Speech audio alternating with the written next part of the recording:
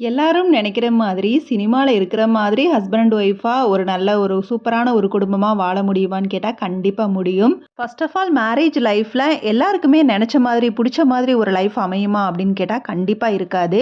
By லக்ல சில பேருக்கு வந்து அவங்க நெனச்ச மாதிரியே ரொம்ப புடிச்ச மாதிரி லைஃப் அமைஞ்சிரும். ஸோ அந்த மாதிரி எல்லாரும் எதிர்பார்த்திருக்க வேணாம். நம்மளுக்கு கிடைச்ச வாழ்க்கைய, அமைஞ்ச வாழ்க்கைய புடிச்ச வாழ்க்கையா வந்து மாத்திக்கணும். எல்லாருக்குமே வந்து ஹீரோ, ஹீரோயின் மாரி தன்னோட பார்ட்னர் வந்து இருக்கணும்னு நெனைப்பாங்க. ஸோ அந்த மாதிரி எதிர்பார்த்தது அமையாதப்ப, அப்படி கிடைச்ச வாழ்க்கைய வந்து வாழ்றதுக்கு கொஞ்சம் தயங்கி, நிம்மதியான ஒரு வாழ்க்கைய வந்து வாழ மாட்டாங்க.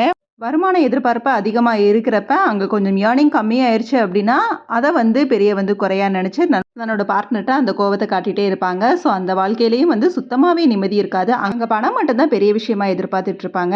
அது மட்டும் இல்லாம மத்தவங்க யாரையும் யோசிச்சு கம்பேர் பண்ணாம, குறை கண்டுபிடிச்சிட்டே இருக்காம, அமைஞ்ச வாழ்க்கைய புடிச்ச வாழ்க்கையா மாத்திக்கிட்டாலே போதும். நாமளும் பெஸ்ட் ரொமான்டிக் கப்லா மாறலாம்.